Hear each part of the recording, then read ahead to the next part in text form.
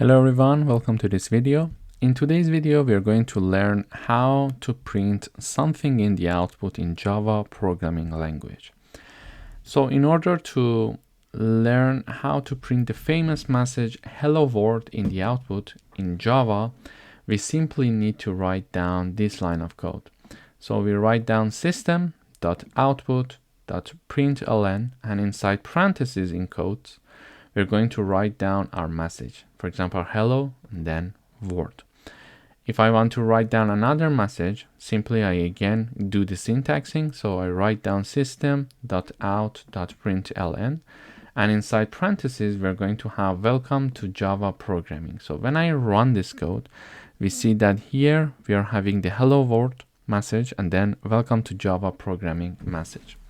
But if I want to write another one, so system.out.println, and then I can say this is Reza Shaheen from Java programming.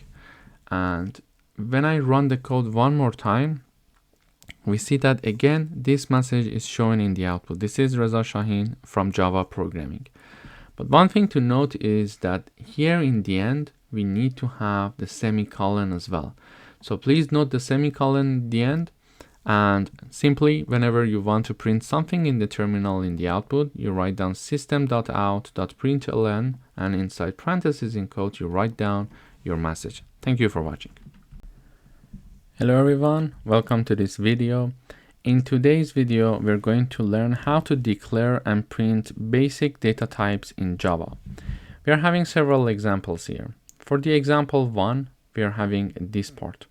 So we are using the keyword int, or let's say int, that is short for integer, which means whole number.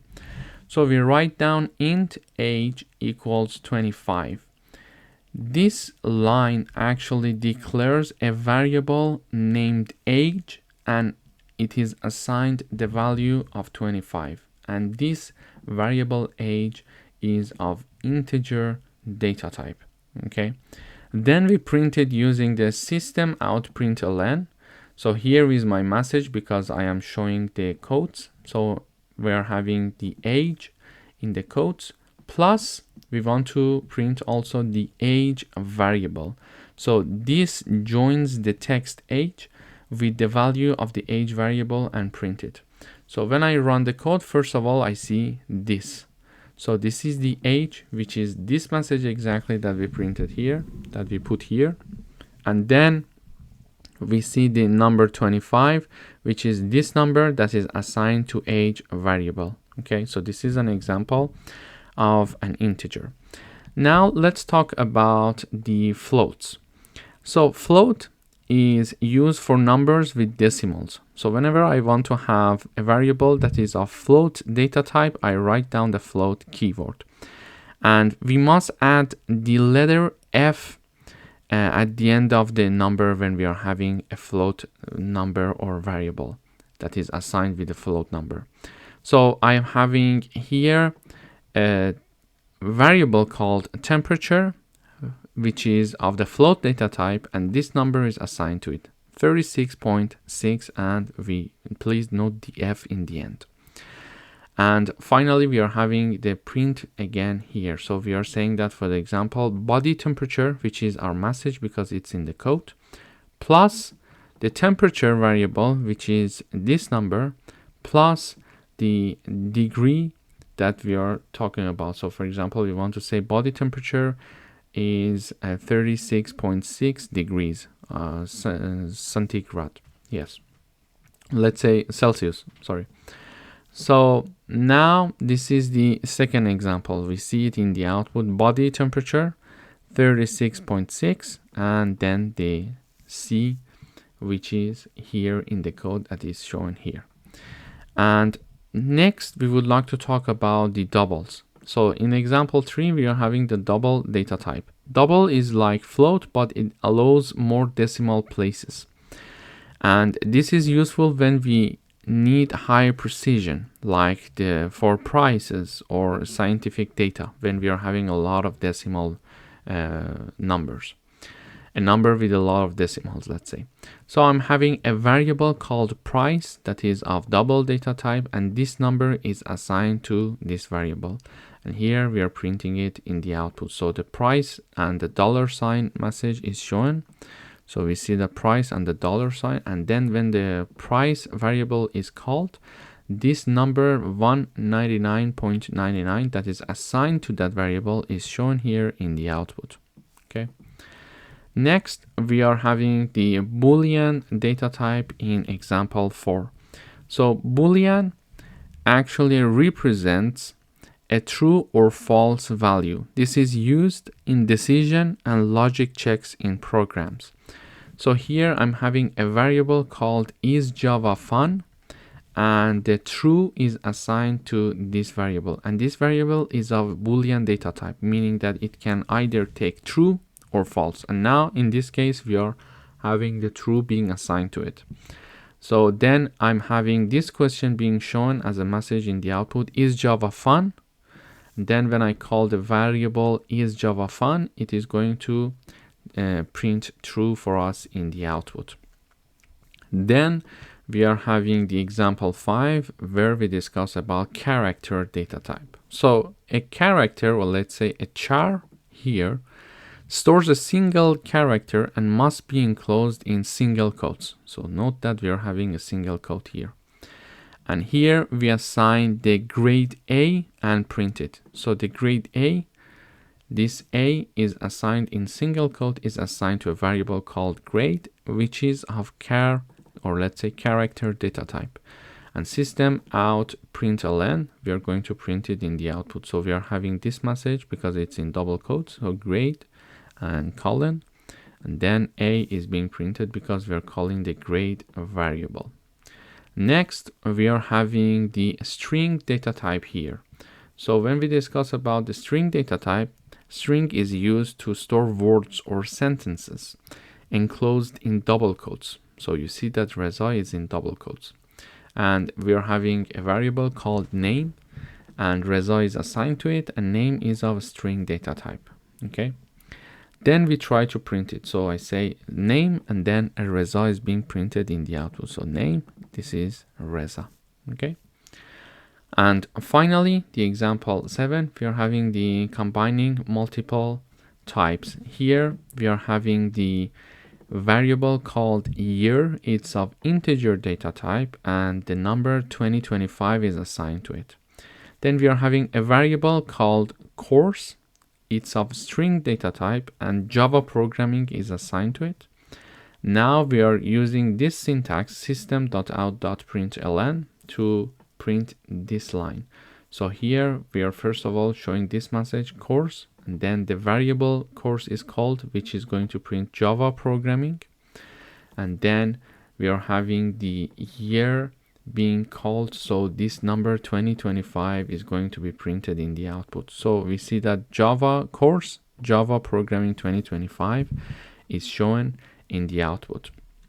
So in this lesson, we've seen how to use Java to declare different data types of different types of variables, and how to print them using system.out.println. These are the building blocks of every Java program. Thank you for watching.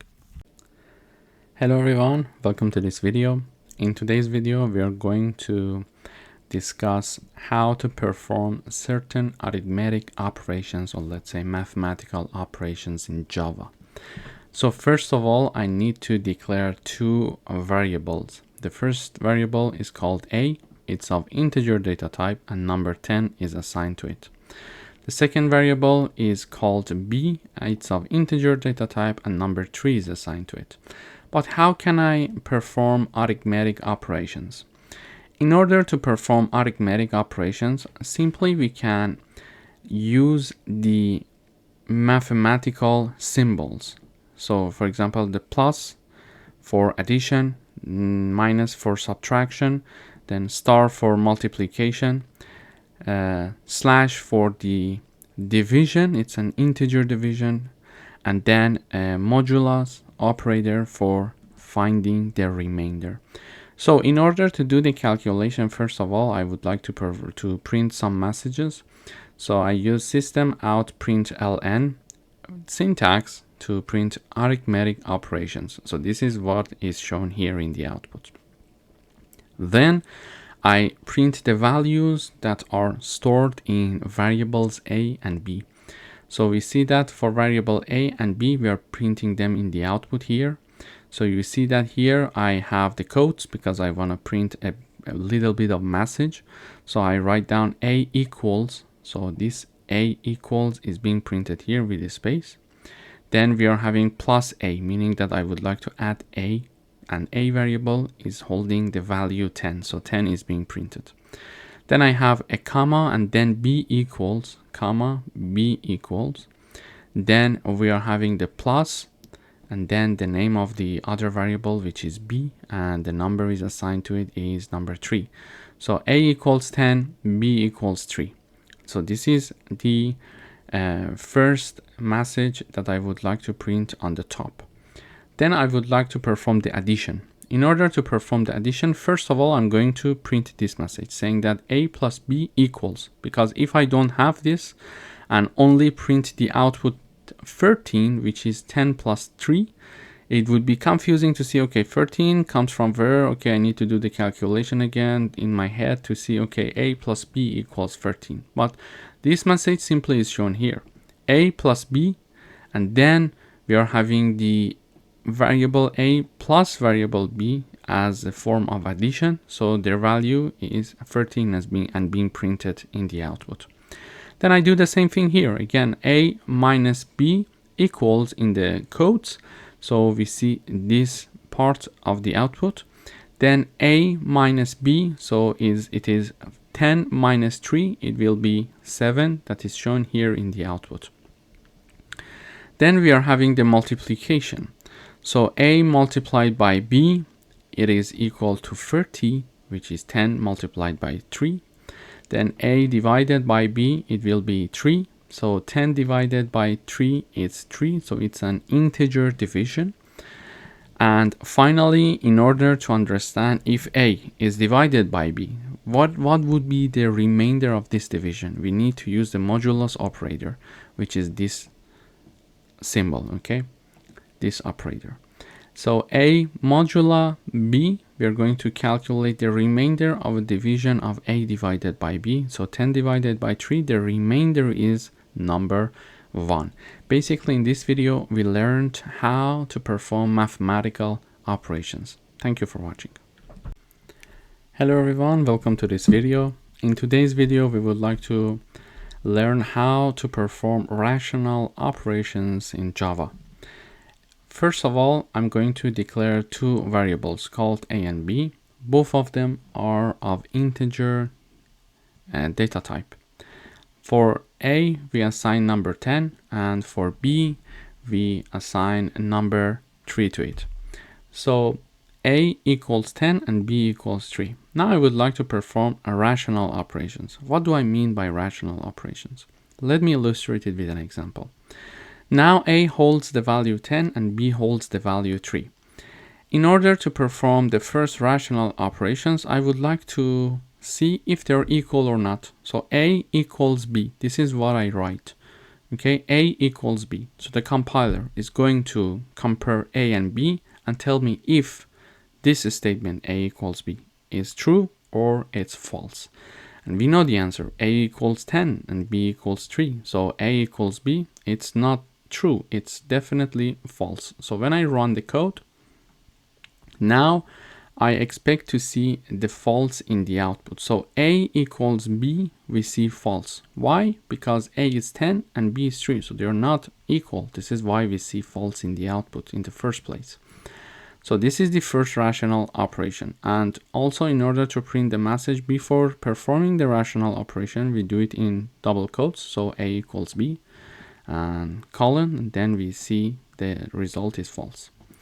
Then a is not equal to b. This is a is not equal to b. So in order to check if they are equal, we need to have two equals sign.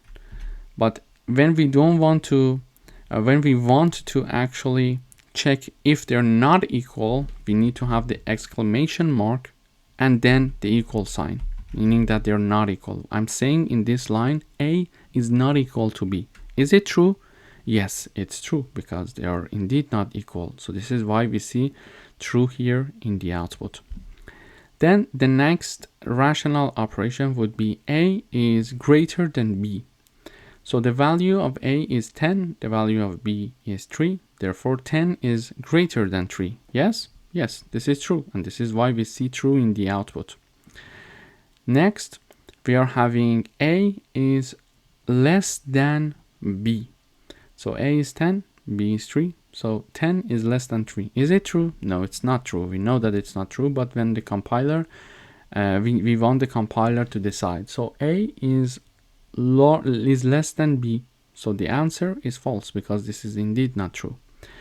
Then we want to check another rational operation here. So A is greater than or equal to B. Is it true? Yes. 10 is greater than or equal to 3. Yes, this is true. And then A is less than or equal to B. So is it true? No, it's not true. So this is false. So we see that here in this example, we had the comparison of rational operations. And in order to show all of these messages and the results in the output, just as a reminder, we use the system.out.println syntax, and in parentheses, we write down whatever we want to be shown in the terminal. Thank you for watching. Hello everyone, and welcome to this video. In today's video, we're going to discuss about logical operators. So here we are having two Boolean variables, x and y, and x equals true and y equals false. We would like to perform some logical operators, including and, or, and not. So before going to review them, I would like to give you a little bit of background, and then we discuss the details. So when we are having two variables, the first variable is true and the second variable is true as well. So what would be the output? When the first one is true and the second one is true, therefore the output is true when we are having the AND logical operator. Then when we are having true and false, what would be the output? So when we are having one true and one false, the output is false, because we are having the AND operator. In the AND operator, both of them must be true to have a true output. Then we are having the false again and true. So the output is again false, because if we want to have a true output, we must have two truths. Then false and false, definitely the output is false. So we can understand that when we are working with the AND logical operator, in order to have the true in the output, we must have both of the conditions to be true, before the AND operator and after the AND operator. If both of them are true, the output is true. But if we are having at least one false, the output is definitely false when we are working with the AND operator. Okay. Later on, when we discuss, for example, the for loops, the if conditions, etc., we're going to understand this more in more depth. But for the moment, we need to learn the basics. Now, if I want to work with the OR operator, what about that? So true or false, what would be the output now? So when we are having true or false, because at least one of the conditions is true or one of the variables is true, the output is true. Okay, because we are saying either this one or the other one. If we are having true or true, the output is definitely true. If we have false or true, the output is again true, because we at least need to have one true to have a true output. Finally, when we have false or false, the output is going to be false. So after understanding the OR operator, we see that in order to have a true output, we need to have at least one true. So one true here, and two truths here. So we have a true output. But if we are having two falses, we are going to definitely have a false output. With this background, let me illustrate the example. Now I have the logical operations here. And if you remember, we had two Boolean variables, x equals true and y equals false. Now, I would like to have the x and y being printed in the output. So I print this message, logical operators here, and then this line, x and y, x equals true, y equals false. First of all, I'm going to perform the logical operator. So x and y. I would like to see the output of x and y. Okay, so x and two and symbol, let's say the and operator, and then the variable y. So looking at the output, we see that this resulted in false as we anticipated here. So when we are having one true and one false, the output is definitely false. And you see that the false is there because when we are having the AND operator, if we want to have a true output, we must have two variables or two conditions. Both of them must be true. Okay. Now, how about the logical OR operator? So x or y, this one is true, this one is false. So because we are having at least one true, it means that the output will be true. Okay, so this is true in the output. And if we want to see the reverse of a logical operator, for example, x, simply we can have this mark before the name of the variable. So exclamation mark and then the name of the variable x. So x was originally equal to true, but now that I have this exclamation mark before the name of the variable, we're going to have false in the output. So in this video, we learned about the AND operator here. We learned about the OR operator here. And then we had examples here how to perform logical operators. Thank you for watching.